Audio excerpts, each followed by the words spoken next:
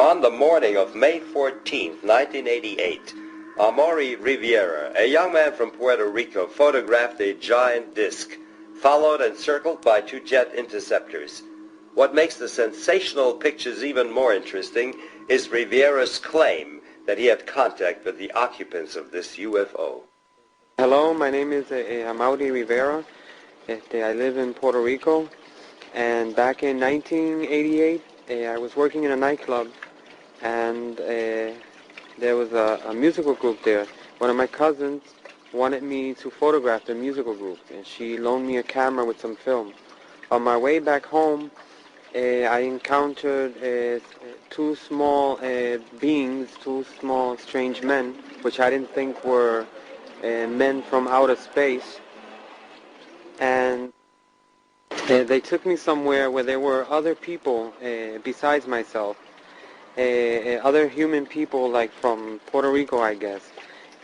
From here, another human being showed up. He claimed to be from a distant planet. He was dressed in black.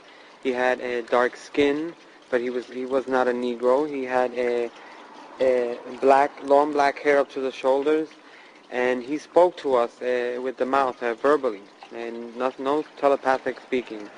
He showed us various projections, which looked very real, the projections, and he informed us about a whole bunch of things that are even still incredible to me.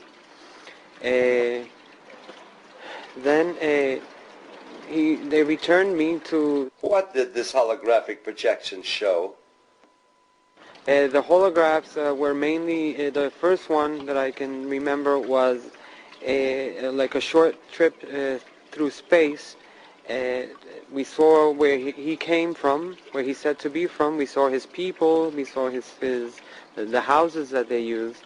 And the second one was about a meteor or rock falling to Earth in the near future, which is going to cause a lot of havoc in the world. This would fall, it's going to fall in very near the Caribbean, Puerto Rico, and those other small islands, but it's going to affect the whole world, not just Puerto Rico. The last one is that they projected was showing us how there was only going to be one government on the planet Earth. They'll be living on some sort of artificial island that's going to be floating in the middle of a dark, black, dirty sea.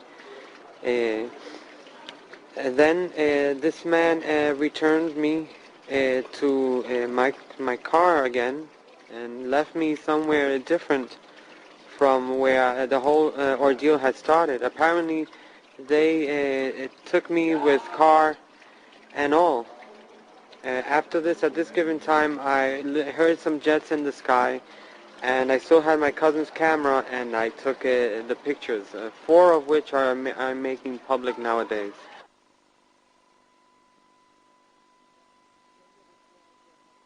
So the jets followed the UFO? Yes, it was. They seemed to be surveilling it. I only got to capture just one of the jets in the photograph, but there were 3 of them.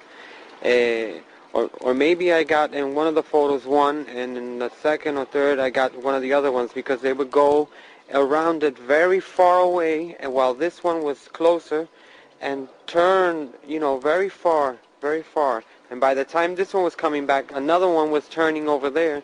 There was always one or the other close to the object, to the UFO. Jürgen Martin has carefully investigated this case.